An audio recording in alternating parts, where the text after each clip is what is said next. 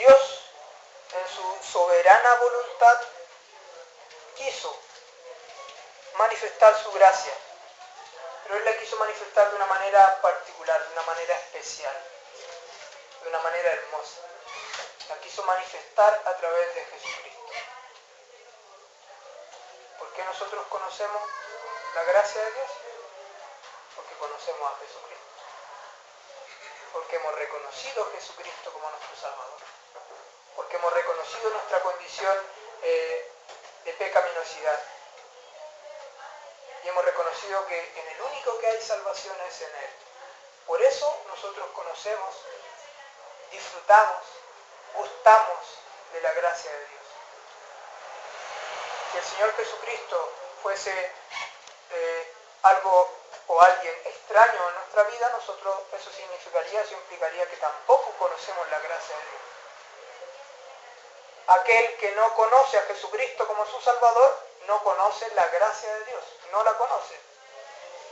Porque la gracia y la verdad vinieron por medio de Jesucristo. Él, lleno de gracia y de verdad. De la misma manera en que Dios quiso, en su voluntad, dar a conocer su ley por medio de ¿quién? Por medio de Moisés. De la misma manera, Él quiso también, en su soberana voluntad, que por medio del Hijo, de Dios el Hijo, encarnado, aquel verbo fue hecho carne, que por medio de Él su gracia fuese manifestada. Pero como lo decíamos también en otra oportunidad, o sea, no es que Jesucristo vino a manifestar algo que para Él era ajeno. ¿Ah? O sea, no es que vino a manifestar la gracia del Padre y Él no tenía nada que ver con la gracia del Padre. Él era lleno de gracia y de verdad. La gracia del Padre es la gracia del Hijo. La gracia de Dios fue manifestada. El tema es que nosotros, el hombre, conoció la gracia de Dios por medio del Hijo. Imposible que conociésemos la gracia de Dios si no es a través de Cristo. Por eso se llama que este todavía es un tiempo de gracia. La gracia de Dios está disponible para el hombre, para que la conozca, para que disfrute de la gracia de Él. Pero muchos rechazan la gracia de Dios.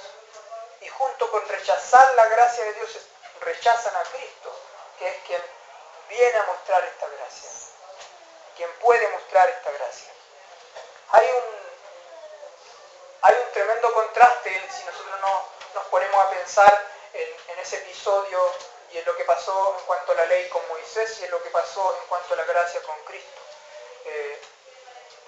Dios quiso dar a conocer su ley y su gracia de manera distinta. Mire, tal vez Hebreo explica bien claro este contraste. Hebreos capítulo 12. Hebreos capítulo 12, versículo 18. Dice Hebreos 12, 18, hablando justamente al comienzo de este episodio que pasó allí en el monte, que yo les mencionaba, cuando Dios descendió sobre el monte para entregarle los mandamientos, para entregarle la ley a Moisés, y Dios desciende sobre el monte y este monte se estremecía, humeaba, ya cuando Dios había delimitado este monte. Bueno, de esto parte hablando el autor de Hebreos 12, 18, dice: porque no os habéis acercado al monte que se podía palpar y que ardía en fuego, a la oscuridad, a las tinieblas y a la tempestad, al sonido de la trompeta y a la voz que hablaba, la cual los que la oyeron rogaron que no se les hablase más. Cuando ellos escucharon la voz de Dios hablando allí en el monte, le dijeron a Moisés: Moisés, de aquí en adelante habla tú nomás con Dios, nosotros no queremos escuchar esto. Es demasiado poderoso, es demasiado potente para nosotros. Tuvieron pánico. En vez de que el temor a Dios le acercara a Dios, le alejó. ¿Por qué? Porque no era un temor correcto. Dice: porque no os habéis acercado al monte que se podía palpar y que ardía en fuego, a la oscuridad, a las tinieblas, a la tempestad, al sonido de la trompeta y a la voz que hablaba, la cual los que la oyeron rogaron que no se les hablase más, porque no podían soportar lo que se ordenaba. Si aún una bestia tocar el monte, será apedreada o pasada con dardo. Y tan terrible era lo que se veía, que Moisés dijo: estoy espantado y temblando. Sino que os habéis acercado al monte de Sión, a la ciudad del Dios vivo, Jerusalén, la celestial, a la compañía de muchos millares de ángeles, a la congregación de los primogénitos que están inscritos en los cielos, a Dios, el juez de todos, a los espíritus de los justos hechos perfectos, a Jesús, el mediador del nuevo pacto, y a la sangre rociada, que habla mejor que la de Abel. ¿Qué le está diciendo el autor a los hebreos? Ustedes no se han acercado a aquel monte donde la presencia de Dios bajó, descendió. Ustedes se han acercado a Dios, el juez de todos, y a Jesucristo, el mediador del nuevo pacto. Los israelitas, ¿dónde está el contraste acá? Los israelitas tenían un hombre que intercedía por ellos, Moisés. Nosotros tenemos al Dios hombre que intercede por nosotros. Hay un contraste tremendo. Los israelitas tenían a un ser imperfecto intercediendo por ellos. Era Moisés, pero era un hombre pecador e imperfecto. Nosotros tenemos al hombre perfecto, al Dios vivo y verdadero intercediendo por nosotros.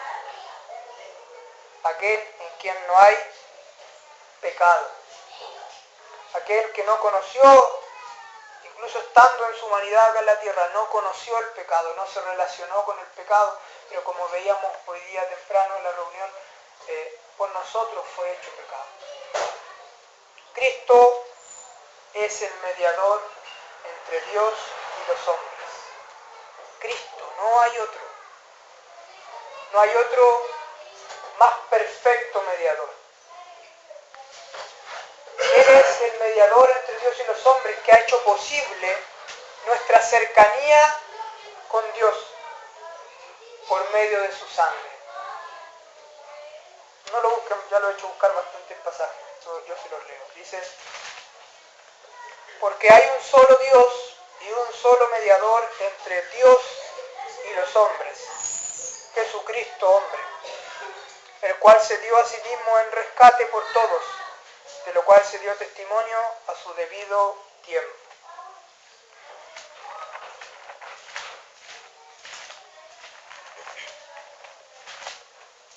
Dice también,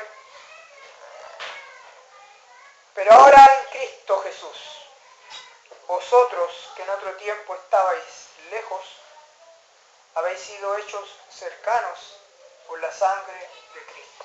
Hermano, esto es gracia. Esto es gracia.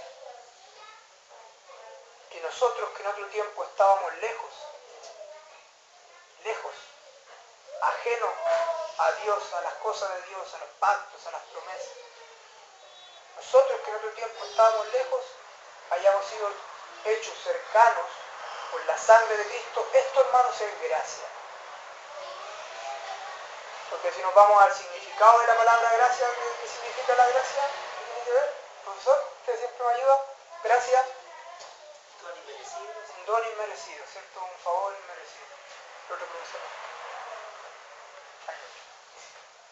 Algo inmerecido. ¿Merecemos cercanía con Dios nosotros? Uno habitualmente relaciona la gracia de Dios con la salvación, con ese regalo tan precioso que Él nos ha hecho, con la salvación de nuestras almas, con la vida eterna. Sí, está directamente relacionado, tiene que ver con la gracia de Dios, pero no es lo único con lo cual tiene que ver la gracia de Dios. Nuestra cercanía con Dios se debe a la gracia de Dios. Gracia que fue manifestada a través de Jesucristo, quien derramó su sangre para hacernos cercanos a Dios, para reconciliarnos con Dios, para justificarnos ante Dios. Esto es gracia. Insisto, que estemos en este lugar donde también está Dios presente, esto es debido a la gracia de Dios. En la Biblia se habla de muchos montes. Si ustedes se dan cuenta, van a encontrar muchos montes importantes en la historia bíblica, por llamarlo de alguna manera. Está el monte Carmelo, ya, un monte que tuvo alguna relevancia. Está el monte Sinaí, por cierto, ¿ya? Está el Monte de los Olivos, está el Monte Calvario. Hay dos de estos que son relevantes para nosotros. El Monte Sinaí y el Monte de la Calavera, o el Calvario, como dice. Y también hay un contraste entre estos dos montes. Un escritor lo definía de la siguiente manera. En el Monte Sinaí, Dios dice, aléjate. Aléjate o morirás. No te acerques a este monte. Y en el Monte Calvario, Dios dice, acércate. Acércate a mi presencia por la sangre de Cristo. Un contraste, pero tremendo.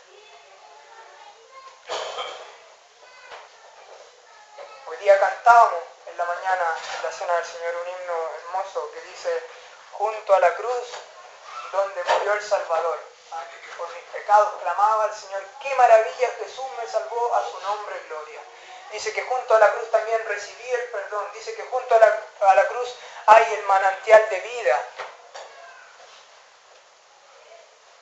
Pero ese lugar, ese monte, esa cruz, que para el creyente se ha transformado en una bendición tremenda, decíamos también temprano, que fue un lugar de maldición también.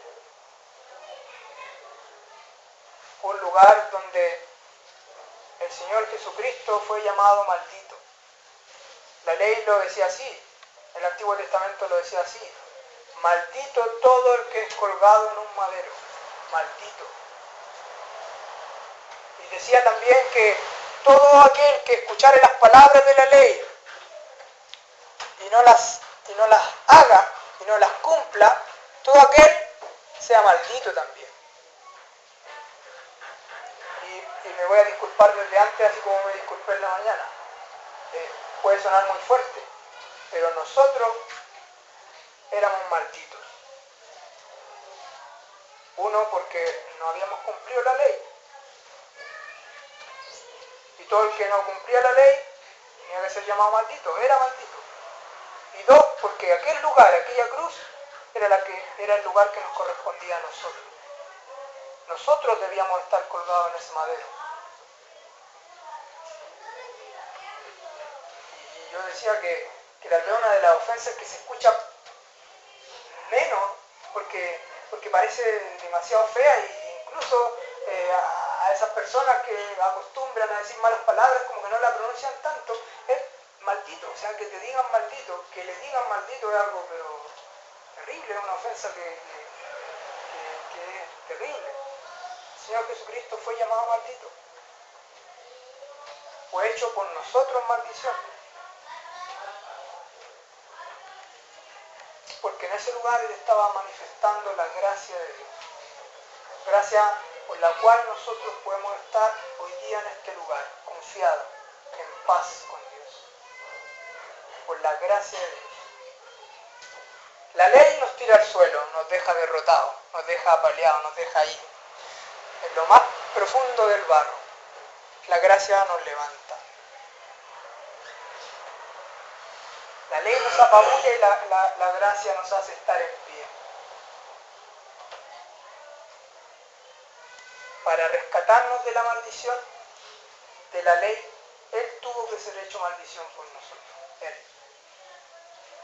¿Cómo no hemos de manifestarle nuestra reverencia a Él al estar en este lugar? ¿Cómo no debemos estar en este lugar en santidad, en una comunión limpia, íntima con Dios, con nuestros pecados confesados? Estamos en la presencia de un Dios 3 veces santo. Leamos ese versículo que yo citaba ya para ir terminando. Gálatas, capítulo 3, versículo 13. Gálatas 3:13 dice: Cristo nos redimió de la maldición de la ley, hecho por nosotros maldición. Porque está escrito, maldito todo el que es colgado en un madero. Lo leo nuevamente, dice: Cristo nos redimió de la maldición de la ley, hecho por nosotros maldición, porque está escrito, maldito todo el que es colgado en un madero. Yo decía que un autor lo definió de la siguiente manera: el Señor Jesucristo se interpuso, se puso en medio, se interpuso entre la maldición que estaba sobre nuestras cabezas y nosotros. Se puso en medio, nosotros a un lado, la maldición que nos esperaba al otro, y Él se puso en medio. Él se interpuso. Él fue hecho maldición. Espero que con estos pensamientos, hermano, con estos breves estudios que hemos tenido acerca de la importancia y de todo lo que implica que el Señor esté presente en un lugar, nos ayude, hermano, de verdad que es mi deseo, que nos ayude a estar conscientes de lo que estar en este lugar significa, a estar conscientes de lo que implica que el Señor esté presente en mi vida. Ojo, que no solamente cuando venimos a este lugar Dios merece y demanda nuestra santidad y nuestra reverencia. En nuestro día a día Dios demanda nuestra santidad y reverencia, porque Dios, en la persona de su Santo Espíritu, mora en nosotros, está con nosotros. Y eso requiere reverencia, eso requiere santidad en nosotros. No solamente Él manifiesta esto, sino que lo demanda de nosotros. Que el Señor nos ayude, hermano, nos ayude a estar conscientes de la presencia de Dios, como tantos grandes hombres y mujeres de la historia bíblica anhelaban estar en la presencia de Dios, estaban conscientes cada día de su vida de que Dios estaba junto a ellos.